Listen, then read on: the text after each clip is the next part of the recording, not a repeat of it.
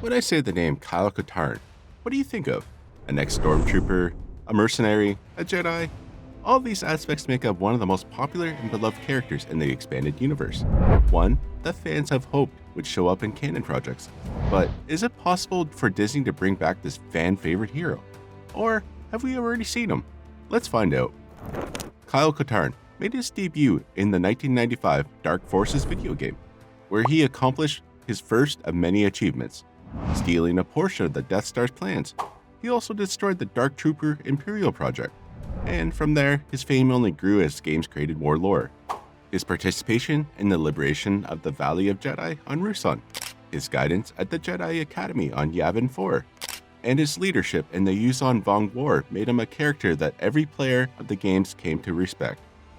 His friendship and mutual apprenticeship with Mara Jade, who was another major Legends character, spanned years. His other relationships with Jan Ors, Luke Skywalker, and numerous enemies have been just as memorable. Kyle's story, as told throughout the Jedi Knight video games and subsequent novels, is so vast that it's no wonder why he has become such a fan favorite that many have wanted to see in a new Star Wars project. However, we must ask ourselves if and how he could make an appearance in Disney's canon stories, or rather, has he shown up already? The truth is that every day that passes in the current Star Wars climate, Kyle's return seems less and less likely. Not because we don't want to see it, but because in the current canon, many of the character's main achievements have already been reinterpreted. We have to be very careful about what we decide. If we say, oh, we're going to use that character, and then we have to make sure that if we do, it's what the character is and how they behave. The very concept of Kyle is basically a mix of Luke Skywalker and Han Solo. Hear us out while we describe the similarities between these characters. Kyle started out as a Force-sensitive farm boy who was inspired by his father and an old Jedi mentor, and then he joins the Imperial Army as a Stormtrooper. After losing trust in the Empire, he ends up defecting and becomes a mercenary who later gets romantically involved with his partner in crime. He eventually becomes a Jedi, just like his father before him, and is tempted by the dark side.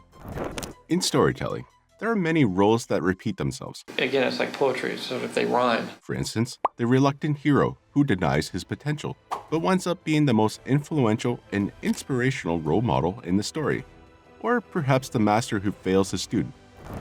Kyle's story, however, has several concrete facts that would be more difficult to bring to the big screen when those events have already been adapted and carried out by others. Cassian Andor. Starting with the heist of the Death Star plans, which are now attributed to Rogue One Squadron and the actions of Jyn Erso and Cassian Andor. Speaking of them, their design and characterization are quite similar to those of Jan and Kyle. Even the name Jyn sounds quite similar to Jan. As a quick fun fact here, did you know that Vanessa Marshall, the actress who voices Jan in the Outcast video game, is also the voice of Hera Syndulla in Rebels? Anyway, Cassian Andor's personality is very similar to Kyle's. Both are survivors who, rather than blindly follow orders, chose to question the why. And though Cassian has more radical tendencies and Kyle is more cynical, the truth is that there are other key elements in the expanded universe which used to be associated with Kyle that are now attributed to Cassian. For instance, his proximity to Mon Mothma, and even the blaster presented in the show Andor is literally Kyle's classic weapon. Cal Kestis. Another character, which at first glance does not share many attributes with Kyle, but upon closer inspection actually does, is Cal Kestis from Jedi Fallen Order and Jedi Survivor. Cal's actor, Cameron Monaghan, said that he loved playing Kyle Katarn games, and that he was excited that some of Cal's personality mirrored Kyle's. If Cassian reflects Kyle's duality within the Rebellion, Cal reflects that duality in the Force, seeing how he has goodness but also certain inclinations to the dark side. Remember that Kyle did embrace darkness in the Mysteries of the Sith game expansion pack, and that it was thanks to Mara Jade that he managed to return to the light. Also, in Fallen Order, we see that Cal is constantly helped by holograms of Eno Cordova, who reminds us quite a lot of Kuran, who spoke to Kyle in Force visions and holo messages. Kanan Jarrus. We established that the main aspects of Kyle's backstory can be compared with Luke and Han, but the personality of Kyle is quite similar to Kanan and Jarrus from Star Wars Rebels. They're both somewhat cocky and quite cynical, who don't take themselves too seriously, although they're both always ready for duty. They don't show all their cards until the time is right. The two have strong opinions about the Force, and once they've joined a cause, they always respect the one in charge. Both Kanan and Kyle show resilience, a good sense of humor, and a fierce determination. They're willing to take the blaster, the lightsaber, or just their instincts to be the men of action the rebels need. Finn and Jalen Vrax.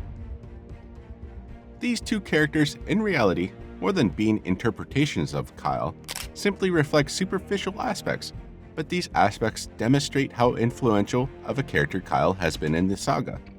As we said previously, Kyle was a stormtrooper who defected, just like Finn, although, to be fair, the circumstances were completely different, since Kyle joined the Empire of his own free will, while Finn was kidnapped and raised under the yoke of the First Order. And Jalen Vrax, one of the new characters in the most recent Outlaws video game, simply recreates one of Kyle's best known outfits. But in both characters, there were really no further references to Kyle. So, where does that leave us? We've seen that Kyle has impacted the creation of several characters within newer Star Wars projects, but the issue remains that much of his story simply can no longer be compatible with Disney's current canon. The heist of the Death Star plans, now attributed to Rogue One Squadron, is only one of many important events in Kyle's journey. He also discovered the Dark Trooper manufacturing project and systematically destroyed each stage of production before they could be used against the rebellion. In Disney's canon, those Dark Troopers existed after the Galactic Civil War ended, developed by Moff Gideon, and destroyed by Luke Skywalker during the Mandalorian Season 2 finale. Kyle was also present at Luke's Jedi Temple battle at the hands of Dasan, an old apprentice of Luke's who rebelled and sought revenge against the Jedi. That part of the story in the current canon took place very differently, since the Academy was never rebuilt.